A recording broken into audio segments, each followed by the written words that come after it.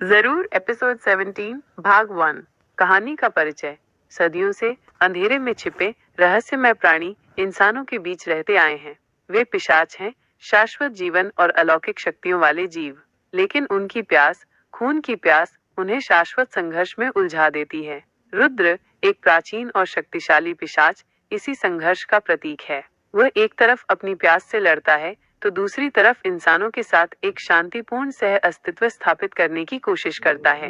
लेकिन क्या यह संभव है? क्या रुद्र अपनी आंतरिक राक्षसों पर काबू पा सकेगा या वो अंधेरे में खो जाएगा? सस्पेंस परिचय। लेकिन रुद्र नहीं जानता था कि वो अकेला नहीं था। कुछ और भी था जो अंधेरे में छिपा हुआ था। एक प्राचीन बुराई जो सदियों से सो रही थी और अब ये जाग रही थी, और ये रुद्र और इंसानों दोनों के लिए खतरा थी। एपिसोड 17 भाग 1।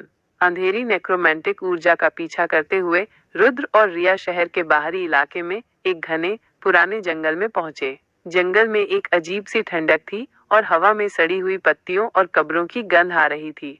वे धीरे धीरे आगे बढ़े, अपनी पिशाच इंद्रियों का उपयोग करके ऊर्जा के स्रोत का पता लगाने की कोशिश कर रहे थे। उन्हें जल्द ही एक परित्यक्त जर्जर हवेली मिली जो पेड़ों के बीच छिपी हुई थी। हवेली से अंधेरी ऊर्जा की एक मोटी परत निकल रही थी और उसके चारों ओर एक डरावना सन्नाटा छाया हुआ था। रुद्र ने रिया को फुसफुसाते हुए कहा, यह यहीं से आ रही है। अंदर कोई शक्तिशाली नेक्रोमैंसर है। रिया ने सहमति जताई। ऊर्जा बहुत मजबूत है, हमें सावधानी बरतनी होगी। सावधानी पूर्वक रुद्र और रिया हवेली के अंदर दाखिल हुए। अंदर अंधेरा और ठंडा था और धूल और मकड़ी के जाले हर जगह फैले हुए थे। हवा में मौत और सड़न की भारी गंध आ रही थी। वे एक बड़े कमरे में पहुंचे जहां एक वेदी बनी हुई थी। वेदी पर कुछ अजीबोगरीब हड्डियां और तावीज रखे हुए थे और उसके चारों ओर मोमबत्तियां जल रही थीं, जिनकी लौ नीली और अस्थिर थी। वेदी के पास एक रहस्यमय आकृति खड़ी थी जिसका चेहरा छाया में छिपा हुआ था। आकृति एक धीमी लयबद्ध मंत्र पढ़ रही थी और वेदी से निकलने वाली अंधेरी ऊर्जा और भी तेज हो रही थी। रुद्र ने रिया को बताया, यह वो है, हमें इसे रोकना होगा। जैसे ही रुद्र और रिया ने आकृति की ओर बढ़ने की कोशिश की, कमरे में जमीन हिलने लगी। कब्रों से सड़ी हुई हाथें निकली और उन्होंने रुद्र और रिया को पकड़ने की कोशिश की। उठो मेरे सेवक, रहस्यमय आकृति ने अपनी हाथ उठाई और आदेश दिया, इन घुसपैठियों को मार डालो। रुद्र और रिया को अचानक ज़ोंबी जैसे प्राणियों के एक झुंड का सामना करना पड़ा। ये मरे हुए लोग थे जिन्हें अंधेरी नेक्रोमैंटिक ऊर्जा से फिर से जीवित किया गया था। उनकी आंखें धुंधली थीं और उनके शरीर सड़ रहे थे, लेकिन वे भयानक ताकत के साथ आगे बढ़ रहे थे। रुद्र ने अपनी पिशाच शक्ति का उपयोग करके ज़ोंबी को दूर धकेलने की कोशिश की, जबकि रिया ने छाया के दिल से ऊर्जा किरणें छोड़ी, लेकिन ज़ोंबी संख्या में बहुत अधिक थे और लगातार हमला कर रहे थे। यह नेक्रोमैंसर बहुत शक्तिशाली है, रिया ने संघर्ष करते हुए कहा, हमें इसे सीधे रोकना होगा। रुद्र ने सहमति जताई। उन्होंने ज़ोंबी के झुंड से रास्ता बनाने के लिए मिलकर लड़ाई लड़ी। उनका लक्ष्य वेदी पर खड़ी रहस्यमय आकृति तक पहुंचना था। तभी रहस्यमय आकृति ने अपना मंत्र पूरा किया। वेदी से एक शक्तिशाली विस्फोट हुआ और कमरे में अंधेरी ऊर्जा की एक लहर फैल गई। ज़ोंबी और भी उग्र हो गए और रुद्र और रिया को पीछे हटने के लिए मजबूर होना पड़ा। रहस्यमय आकृति ने अपना चेहरा प्रकट किया। वह एक बूढ़ा पिशाच था जिसकी आंखें गहरी और चालाक थीं और जिसके चेहरे पर बुराई की गहरी रेखाएं थीं। उसने रुद्र और रिया को तिरस्कार भरी मुस्कान के साथ देखा। तुम मूर्ख हो जो मेरी योजनाओं में दखल दे रहे हो, बूढ़े पिशाच ने भयानक आवाज में कहा। मैं मृतकों की शक्ति को जगा रहा हूँ और मैं इस दुनिया पर राज करूंगा। जरूर एपिसोड 17 भाग 2। बूढ़े नेक्रोमैंसर की धमकी के बाद रुद्र और रिया ने एक दूसरे को देखा। वे जानते थे कि वे एक खतरनाक दुश्मन का सामना कर रहे थे जो मृतकों की शक्ति का उपयोग करके विनाश फैलाना चाहता था। हम तुम्हें ऐसा नहीं करने देंगे, रुद्र ने दृढ़ता से कहा। तुम्हारी अंधेरी शक्ति को यहीं रोकना होगा। बूढ़ा नेक्रोमैंसर हंसा। तुम मुझे रोकोगे? तुम सिर्फ दो कमजोर पिशाच हो, मेरी सेना अनगिनत है। उसने अपनी हाथ उठाई और ज़ोंबी का झुंड और भी तेजी से रुद्र और रिया पर झपट पड़ा। रुद्र और रिया ने मिलकर ज़ोंबी से लड़ना शुरू कर दिया। रुद्र अपनी पिशाच गति और ताकत का उपयोग करके ज़ोंबी को मार रहा था, जबकि रिया छाया के दिल से ऊर्जा किरणें निकालकर उन्हें नष्ट कर रही थी। लेकिन ज़ोंबी लगातार आ रहे थे और वे थकने का नाम नहीं ले रहे थे। हमें इस झुंड को रोकना होगा, रिया ने संघर्ष करते हुए कहा। ये कभी खत्म नहीं होंगे। रुद्र ने सहमति जताई। नेक्रोमैंसर उन्हें नियंत्रित कर रहा है, हमें उस तक पहुंचना होगा। उन्होंने ज़ोंबी के झुंड से रास्ता बनाने के लिए अपनी लड़ाई जारी रखी। धीरे धीरे वेदी की ओर बढ़ रहे थे, जहां बूढ़ा नेक्रोमैंसर खड़ा था। लेकिन नेक्रोमैंसर ने बस उन्हें देखता रहा। उसकी आंखों में एक चालाक मुस्कान थी। तभी नेक्रोमैंसर ने एक और मंत्र पढ़ा। वेदी से अंधेरी ऊर्जा की एक और लहर निकली, और इस बार ऊर्जा ज़ोंबी में नहीं गई। इसके बजाय ऊर्जा कमरे में मौजूद पुरानी हड्डियों और कंकालों में समा गई। धीरे धीरे हड्डियां हिलने लगी और आपस में जुड़ने लगी। भयानक कंकाल योद्धाओं का रूप धारण कर रही थी। ये कंकाल योद्धा ज़ोंबी से भी ज्यादा खतरनाक लग रहे थे। उनके पास पुरानी तलवारें और कवच थे। अब तुम मेरा असली शक्ति देखोगे, बूढ़े नेक्रोमैंसर ने विजयी स्वर में कहा। मृतकों की सेना मेरी होगी। रुद्र और रिया को अब ज़ोंबी के साथ साथ कंकाल योद्धाओं का भी सामना करना पड़ रहा था। लड़ाई और भी मुश्किल हो गई। कंकाल योद्धा ज्यादा फुर्तीले और घातक थे, और उनकी पुरानी तलवारें रुद्र और रिया के लिए खतरा पैदा कर रही थीं। यह बहुत बुरा है, रिया ने एक कंकाल योद्धा के वार को बचाते हुए कहा। हमें कुछ करना होगा। रुद्र ने चारों ओर देखा। उसने महसूस किया कि हवेली की पुरानी दीवारें भी अंधेरी ऊर्जा से भरी हुई थीं। उसे एक विचार आया। रिया, मैं कुछ करने वाला हूँ, तुम बस मेरा साथ दो, रुद्र ने चिल्लाकर कहा। रिया ने सिर हिलाया, हालांकि वो नहीं जानती थी कि रुद्र क्या करने वाला है। रुद्र ने अपनी सारी पिशाच ऊर्जा को केंद्रित करना शुरू कर दिया। उसकी आंखें लाल चमक उठी और उसके शरीर से गर्मी निकलने लगी। उसने हवेली की दीवारों पर ध्यान केंद्रित किया, अपनी ऊर्जा को उनमें प्रवाहित किया।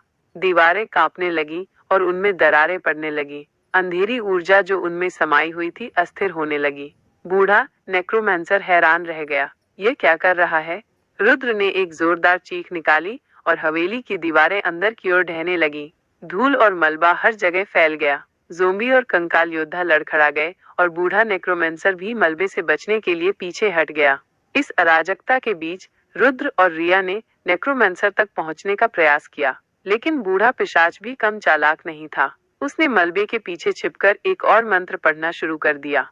जब धूल थोड़ी कम हुई तो रुद्र और रिया ने देखा कि बूढ़ा नेक्रोमैंसर अब वेदी पर नहीं था। इसके बजाय वो कमरे के दूसरे छोर पर खड़ा था और उसके चारों ओर एक अंधेरी ऊर्जा का घेरा बन गया था। तुम मुझे नहीं पकड़ सकते, बूढ़े नेक्रोमैंसर ने अपनी हाथ उठाई। अब मैं तुम्हें दिखाऊंगा कि मृतकों का असली स्वामी कौन है। तभी जमीन फिर से हिलने लगी और कब्रों से और भी भयानक प्राणी निकलने लगे। बड़ी कंकाली राक्षसों की आकृतियां, जिनके शरीर पुरानी हड्डियों और अंधेरी ऊर्जा से बने थे। ओ नहीं, रिया ने डर से कहा। ये और भी बुरा हो गया। रुद्र ने अपनी मुट्ठियां भींच लीं। हमें लड़ना होगा रिया, हमारे पास और कोई विकल्प नहीं है।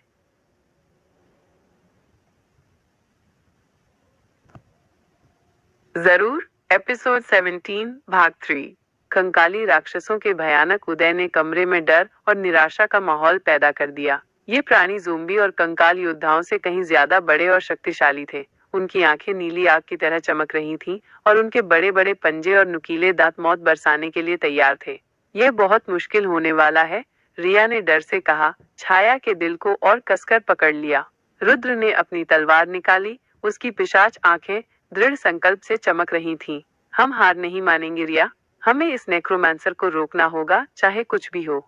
बूढ़ा नेक्रोमैंसर विजयी मुस्कान के साथ राक्षसों के पीछे खड़ा था। देखो मेरे नए सेवक, क्या ये तुम्हें डराते नहीं है? अब तुम मेरा क्रोध महसूस करोगे। उसने अपनी हाथ हिलाई और कंकाली राक्षस दहाड़ते हुए रुद्र और रिया की ओर बढ़े। रुद्र और रिया ने तुरंत प्रतिक्रिया की। रुद्र एक राक्षस की ओर दौड़ा। अपनी तलवार से उसके कंकाली शरीर पर वार किया। तलवार हड्डियों से टकराई, चिंगारियां निकली, लेकिन कंकाल पूरी तरह से नहीं टूटा। ये राक्षस सामान्य कंकालों की तरह कमजोर नहीं थे। रिया ने छाया के दिल से ऊर्जा किरणें निकालकर दूसरे राक्षस पर हमला किया। किरण कंकाली शरीर से टकराई, लेकिन इसने केवल हड्डियों को थोड़ा सा झुलसाया। राक्षसों पर छाया के दिल की सामान्य ऊर्जा का भी उतना असर नहीं हो रहा था जितना होना चाहिए था। उनकी हड्डियां किसी खास चीज से बनी हैं, रिया ने चिल्लाकर कहा, एक राक्षस के वार को चकमा देते हुए। और उन पर नेक्रोमैंटिक ऊर्जा बहुत ज्यादा है। रुद्र ने एक राक्षस के पंजे को मुश्किल से रोकते हुए कहा, हमें उनके शरीर को पूरी तरह से नष्ट करना होगा। लड़ाई भयंकर थी। कंकाली राक्षस अपनी भयानक ताकत और आकार का उपयोग करके रुद्र और रिया पर हावी होने की कोशिश कर रहे थे। रुद्र और रिया को लगातार बचाव करना पड़ रहा था और उन्हें हमला करने के बहुत कम मौके मिल रहे थे। तभी रुद्र को एलिजा की सिखाई हुई एक प्राचीन नेक्रोमेंटिक कला याद आई। यह कला नकारात्मक ऊर्जा को केंद्रित करके उसे एक विनाशकारी वार में बदलने के बारे में थी। यह खतरनाक थी, लेकिन उनके पास और कोई विकल्प नहीं था। उसने रिया को चिल्लाकर कहा, रिया, मुझे कुछ समय दो, मैं कुछ करने वाला हूँ। रिया ने समझ लिया कि रुद्र को क्या चाहिए। उसने अपनी सारी शक्ति छाया के दिल में केंद्रित की और एक शक्तिशाली ऊर्जा क्षेत्र बनाया जो रुद्र और राक्षसों के बीच एक अवरोध के रूप में काम कर रहा था। राक्षस ऊर्जा क्षेत्र पर लगातार वार कर रहे थे, लेकिन रिया अपनी पूरी ताकत से उसे बनाए रखने की कोशिश कर रही थी। रुद्र ने अपनी आंखें बंद कर ली और अपने चारों ओर मौजूद अंधेरी नेक्रोमेंटिक ऊर्जा पर ध्यान केंद्रित किया। एलिजा की सिखाई हुई तकनीक का उपयोग करके उसने नकारात्मक ऊर्जा को अपने अंदर खींचना शुरू कर दिया। उसके शरीर में एक ठंडी, भयानक शक्ति जमा होने लगी। उसकी नसें काली पड़ने लगी और उसकी आंखें पूरी तरह से काली हो गईं। उसके चारों ओर अंधेरे का एक छोटा सा बवंडर बनने लगा। बूढ़ा नेक्रोमैंसर हैरान और थोड़ा डरा हुआ लग रहा था। ये क्या कर रहा है? जब रुद्र ने पर्याप्त नकारात्मक ऊर्जा जमा कर ली, तो उसने अपनी आंखें खोली। अब उसकी आंखें पूरी तरह से काली थीं और उनमें एक विनाशकारी शक्ति झलक रही थी। उसने अपनी हाथ उठाई और उसके चारों ओर जमा हुई अंधेरी ऊर्जा एक घने, काले गोले का रूप ले लिया। उसने गोले को एक कंकाली राक्षस की ओर फेंका। गोला राक्षस से टकराया और एक भयानक विस्फोट हुआ। राक्षस का कंकाली शरीर टुकड़ों में बिखर गया और उसकी नीली आग बुझ गई। दूसरा राक्षस डर से पीछे हट गया। बूढ़ा नेक्रोमैंसर गुस्से से चिल्लाया, तुम हिम्मत कैसे कर सकते हो मेरी शक्ति का उपयोग मेरे खिलाफ करने की? रुद्र ने बूढ़े नेक्रोमैंसर की ओर देखा। उसकी काली आंखें ठंडी और निर्दयी थीं। तुमने मृतकों का अनादर किया है, अब तुम्हें इसकी कीमत चुकानी होगी। उसने अपनी हाथ उठाई और उसके चारों ओर जमा हुई बाकी अंधेरी ऊर्जा कई काले भाले का रूप ले लिया। उसने भाले बूढ़े नेक्रोमैंसर और बचे हुए कंकाली राक्षस की ओर फेंके।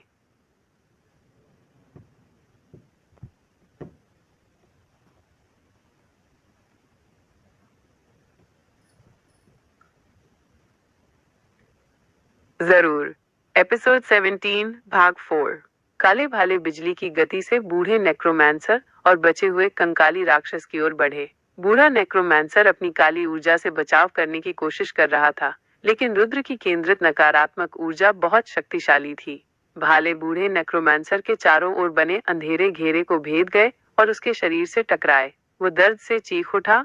उसकी काली ऊर्जा अस्थिर होने लगी। बचे हुए कंकाली राक्षस पर भी भाले बरसे और उसका कंकाली शरीर टुकड़ों में बिखर गया। उसकी नीली आग हमेशा के लिए बुझ गई। बूढ़ा नेक्रोमैंसर लड़खड़ाता हुआ पीछे हटा। उसकी आंखें डर और गुस्से से भरी हुई थी। ये असंभव है। तुम मेरी शक्ति का उपयोग मेरे खिलाफ कैसे कर सकते हो? रुद्र के शरीर से काली ऊर्जा धीरे धीरे गायब होने लगी और उसकी आंखें फिर से सामान्य लाल रंग में लौट आईं। हालांकि उनमें अभी भी एक ठंडी चमक थी। वो हाँफ रहा था। नकारात्मक ऊर्जा का उपयोग करने से वो कमजोर महसूस कर रहा था। तुमने मृतकों का अनादर किया, रुद्र ने थकी हुई आवाज में कहा, और अब तुम्हें इसकी कीमत चुकानी होगी। बूढ़ा नेक्रोमैंसर समझ गया कि वो हार रहा है। उसकी सेना नष्ट हो चुकी थी और उसकी अपनी शक्ति क्षीण हो रही थी। उसने एक आखिरी हताश प्रयास किया। उसने वेदी पर रखे तावीजों और हड्डियों पर ध्यान केंद्रित किया और एक शक्तिशाली मंत्र पढ़ना शुरू कर दिया। वेदी से अंधेरी ऊर्जा की एक आखिरी लहर निकली और कमरा एक भयानक ठंडक से भर गया। बूढ़े नेक्रोमैंसर का शरीर कांपने लगा और उसकी आंखें पूरी तरह से काली हो गईं। अगर मैं हार रहा हूँ, उसने भयानक आवाज में कहा, तो मैं तुम्हें भी अपने साथ ले जाऊंगा। उसका शरीर फूलने लगा और उसमें से अंधेरी ऊर्जा निकलने लगी। रुद्र और रिया समझ गए कि वो खुद को एक शक्तिशाली विस्फोट में बदलने की कोशिश कर रहा था। हमें यहाँ से निकलना होगा, रिया ने चिल्लाकर कहा, रुद्र का हाथ पकड़कर खींचते हुए।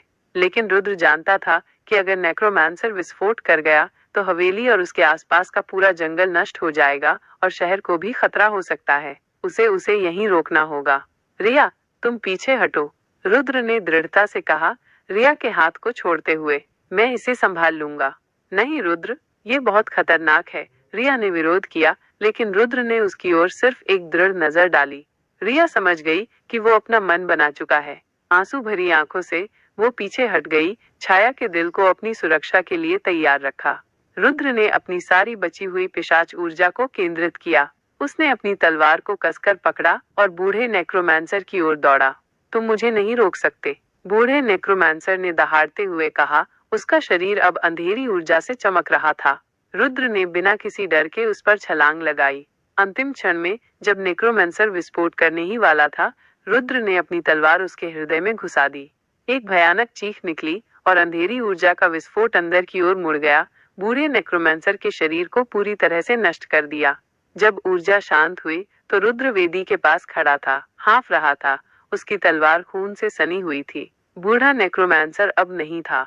रिया दौड़कर रुद्र के पास आई और उसे गले लगा लिया। तुमने उसे रोक दिया रुद्र, तुमने हम सबको बचा लिया। रुद्र ने रिया को गले लगाया, थका हुआ लेकिन राहत महसूस कर रहा था। उन्होंने एक और अंधेरी शक्ति को हराया था, लेकिन वे जानते थे कि उनकी लड़ाई अभी खत्म नहीं हुई थी। अंधेरे में अभी भी कई खतरे छिपे हुए थे और उन्हें हमेशा सतर्क रहना होगा। जरूर। एपिसोड 17 भाग 5।